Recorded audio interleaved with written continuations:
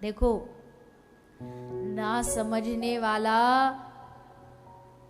जो होता है उसको खुद भगवान भी आकर के समझाए ना, तो भी उसके मति में वो बात बैठने वाली नहीं है। तो हम जैसे छोटे मोटे अगर कोई बात कहे और कोई न माने तो इसमें कौन सी बड़ी बात है। भगवान कह रहे हैं कि युद्ध मत करो, पर दुर्योधन कह रहा हम तो करेंगे।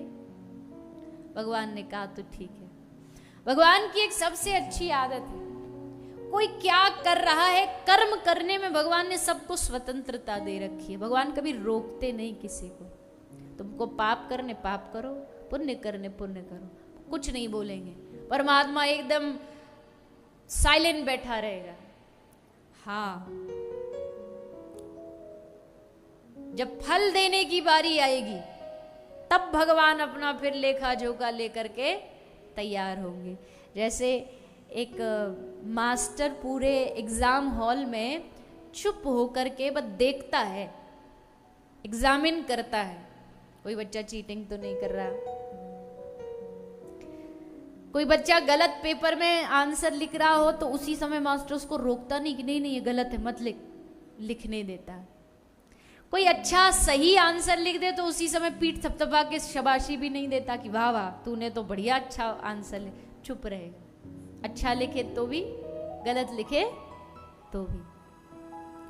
जब बाद में जब पेपर चेक होने आते तब पेन लेकर के फिर हिसाब किताब लगाता, ये गलत है ये सही है। वैसे ही परमात्मा, जो लोग कहते हैं ना भगवान जो लोग बुरा करते हैं उसके साथ कुछ बुरा नहीं होता, अच्छा ही अच्छा होता रहता, तुमको दिख रहा अच्छा हो रहा है, देखना जब फल मिलेगा तब यही चीख चीख के कहेगा कि प्रभु हमें बख्श दो। भगवान कहेंगे तब तू कहाँ गया था जब मैंने तुझे कर्म करने की स्वतंत्रता दी। बहुत से लोगों के मन में प्रश्न आते हैं कि देखो जी, एक सामने वाला व्यक्ति, हम उदाहरण देखते, खूब पाप करता फिर भी मौज में है। पर भैया मौज किसको कहते हो आप? ये चंद 2-4 दिनों की मौज, 2-4 दिन बढ़िया गाड़ी में घूम रहा तो आपको लगता मौज में? ये मजा नहीं है, सजा है। एक दिन इसको इसका भुगतान करना पड़ेगा। कोई नहीं बच सकता इस दुनिया में। पिछले जन्म के थोड़े बहुत जो संचित कर्म है आज उसे भुगत रहा है।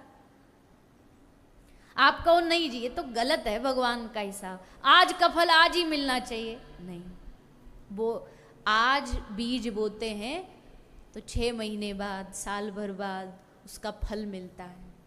वैसे ही ठाकुर जी चुपचाप सब देख रहे हैं, तू करता चल, अच्छा बुरा हिसाब हम देंगे फिर।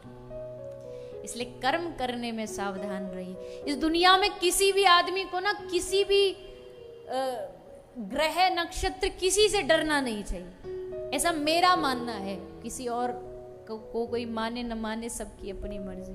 किसी से नहीं डरना चाहिए। डरो तो बस अपने खुद के कर्मों से डरो। मैं कुछ ऐसा ना कर दूं जिससे अपने ही जीवन को मैं अंधकार की ओर ले जाऊं। अपने कर्मों से डरो। बाकी डर के तुम कितना भी घर बदल लो।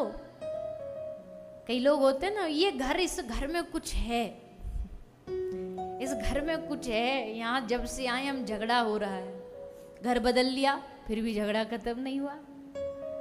गाड़ी में कुछ है, गाड़ी बदलो।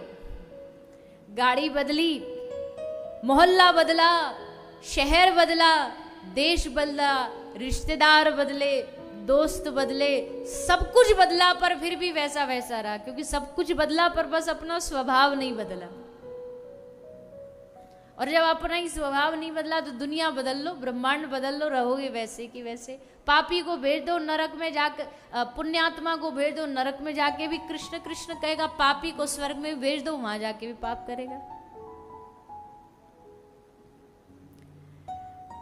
पापी को स्वर्ग में भेज दो, वहां भी पाप करेगा। पुण्यात्मा को नरक में, वहां भी कृष्ण कृष्ण बोलेगा। और मारवाड़ी को कहीं भी भेज लो, वहां धंधा ही करेगा। है कि नहीं?